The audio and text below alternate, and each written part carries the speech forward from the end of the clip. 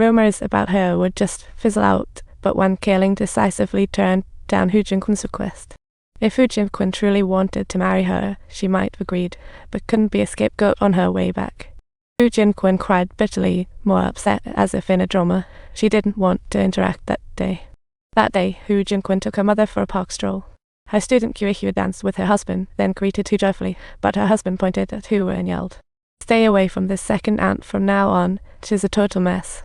Hu Jinquan had grown used to such insults, but her poor mother felt like she wanted to disappear under a rock. This made Hu Jinquan feel uneasy. The next day, while teaching her students, she suddenly called Qiuhui to step outside. Qiuhui bounced along behind Hu, thinking she was about to get some special treatment. But as soon as they stepped outside, she got dragged straight into the restroom.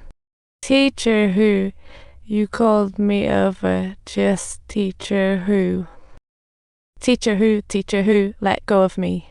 Hu Jinquan took a drastic approach. She proved herself to others as a real man. She chose plain Qiuhui because she's not into women.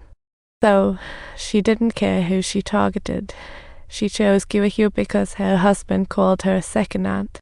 After Hu Jinquan went to jail, she wasn't Qiuhui's husband anymore. This happened as Qiuhui's husband called her a sissy, and Wang Cailing visited her once after Hu's imprisonment. "I'm doing pretty well in here. This time, I finally peeled myself off those folks' death boxes. I feel at ease." Everyone felt relieved too. In fact, I'm quite happy, according to Hu Jinquan. Being locked up felt like a release, a way to escape the mundane life. She no longer had to endure the judging stares of others. Little did she know such actions would only worsen her reputation. Hu Jinquan was loyal to her dreams, yet extreme. She overlooked Wang Cailing's feelings, or perhaps Wang Cailing was just collateral damage compared to her dreams. That evening, Wang Cailing went to a bar to drink. After getting tipsy, she poured her woes to the bartender. She even claimed to be the lead soprano at the National Opera, and the bartender replied, "Lady, maybe cut down on the drinks," and after leaving the bar, Wang Cailing started crying. She felt the biting cold wind and tasted the bitterness of life. She began to face reality and buried her former dreams deep within. Time flew, and before she knew it, the annual Spring Festival had arrived again. Wang Cailing returned to her hometown to visit her parents. Only in front of them could she be her true self. She didn't need to worry about appearances or put on a facade. The only tough part was pretending that life outside was fantastic. After the new year, Wang Cailing returned to her small county town. Although her situation with Hu and Sibyl embarrassed her, she still had her job.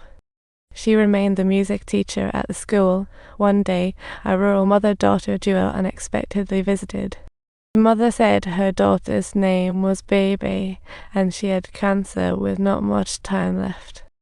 Baby loved singing since she was little, and her biggest dream was to participate in a competition in Beijing. But being born in a poor rural area, getting to Beijing for their competition seemed harder than climbing a mountain.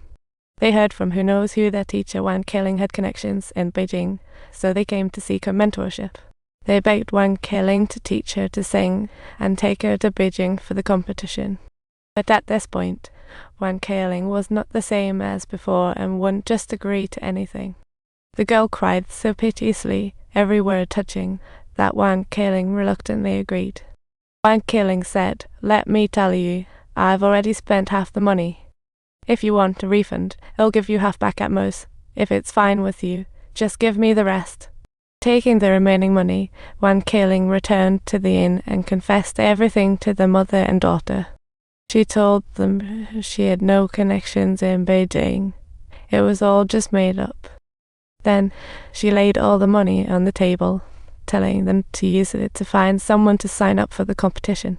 The next morning, Wang Cailing arrived at Tiananmen Square. After visiting Beijing so many times, she still hadn't truly explored. She decided to wander around a bit for a little adventure.